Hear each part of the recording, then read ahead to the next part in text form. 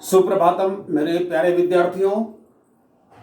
धीरे धीरे हम लोग रस के भेदों का जो चर्चा कर रहे हैं, उसी क्रम में आइए आज के कालांश में हम लोग रौद्र रस की चर्चा करते हैं। ये रौद्र रस किसे कहते हैं?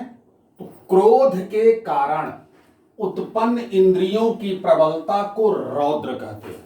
जब अत्यधिक क्रोध हो जाता है, वहीं जब व्यक्ति की इंद्रियां अत्यंत प्रबल हो जाती हैं, वहीं से रौद्र रस की उत्पत्ति होती है। क्या होता है कि किसी अपराधी या विरोधी, कोई धृष्ट आदि के कार्य या उसकी चेष्टाएं, उसका असाधारण अपराध या अपमान करने की वृत्ति या उसका अहंकार या सत्य की अवहेलना करना आदि से उसके प्रतिशोध में जिस क्रोध का संचार होता है, वही रौद्र रस के रूप में व्यक्त होता है। यथा आप देखें, उदाहरण पर बात समझ में आ जाएगी। उदाहरण क्या है कि रे नृप बालक काल बस बोलत तो हिन संभार, धनु ही सम त्रिपुरारि धनु विदित सकल संसार। आपने राम लक्ष्मण परशुराम संवाद में इसे पढ़ा होगा, इस दोहे को। जब लक्ष्मण भड़का दिए परशुराम को कि बहुधनु ही तोरी लरिकाई कबहु न असरिस की न गोसाई, यही धनु पर ममता के हेतु सुन रिसाई कह भृगुकुल केतु। क्या कहे? यही कि रे नृप बालक काल बस बोलत तो ही न संभार, धनु ही सम त्रिपुरारि धनु विदित सकल संसार। अरे दुष्ट राजा के बालक अपनी जबान को संभाल करके बात नहीं करता है। धनु ही सम त्रिपुरारि धनु, सारा संसार जानता है कि शंकर की धनुष के समान दूसरी कोई धनुष नहीं है, और उसे तू मामूली धनुष कह रहा है। अत्यंत क्रोधित है यहां पर परशुराम। इसलिए इसमें रौद्र रस की उत्पत्ति होती है। कैसे? इसका स्थायी भाव क्या है? आप यहां देखिए, क्रोध। आश्रय कौन है? क्रोध किसके हृदय में स्थायी रूप धारण किया हुआ है? परशुराम के।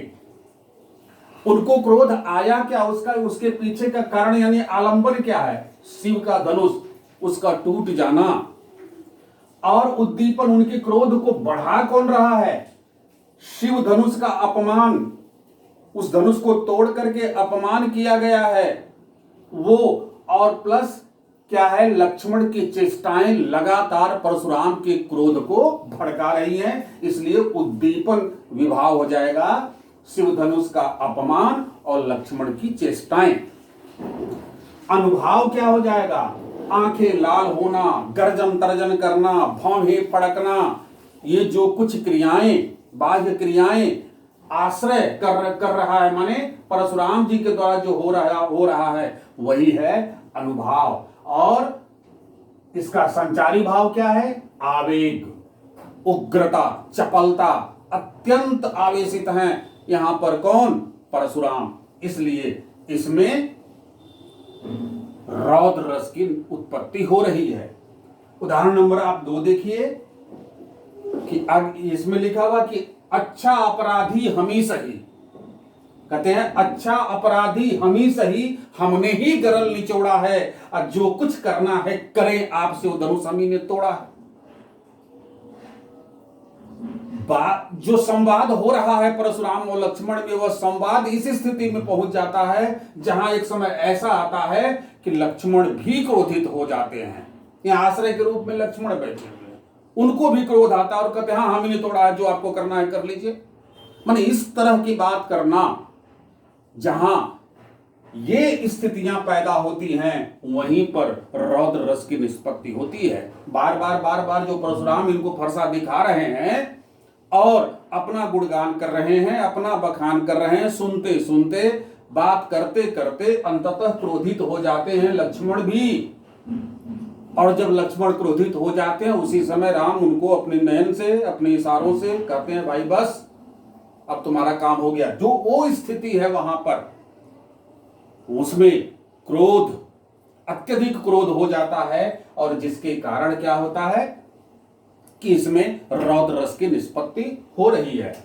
उदाहरण नंबर 3 आप देखें कि उस काल मारे क्रोध के तन कांपने, उसका लगा अब मानो हवा के जोर से सोता हुआ सागर जगा। मैथिली शरण गुप्त की रचना है।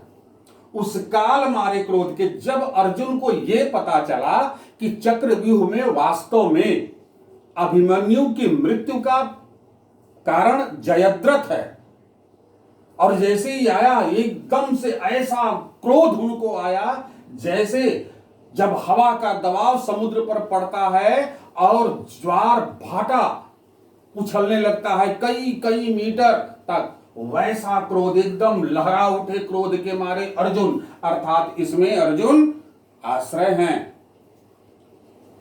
आलंबन जयद्रथ है, उद्दीपन जयद्रथ के द्वारा किया गया कार्य है कि किस प्रकार से वो किसी अन्य को उस चक्रव्यूह में घुसने नहीं दिया।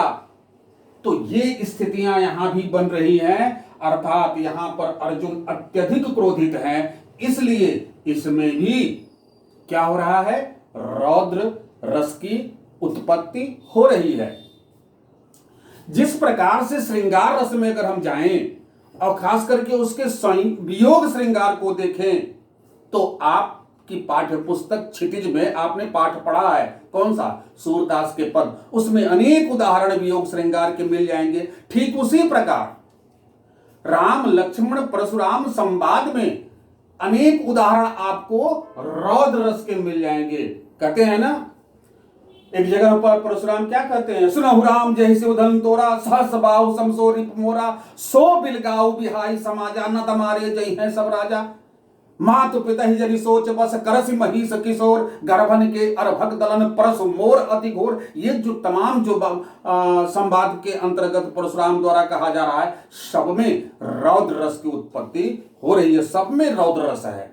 इस प्रकार से रौद्र रस के उदाहरण ढेर सारे आपको मिल जाएंगे पाठ नंबर 2 काव्यखंड के, और वियोग श्रृंगार के ढेर सारे उदाहरण आपको मिल जाएंगे पाठ नंबर 1 सूरदास के पद में। इस प्रकार से जहां क्रोध होगा, क्रोध के कारण इंद्रिय प्रबल होगी और वहीं रौद्र रस होगा, और इस प्रकार से आप बड़े आसानी से दी गई काव्य की पंक्तियों में से रौद्र रस पहचान लेंगे।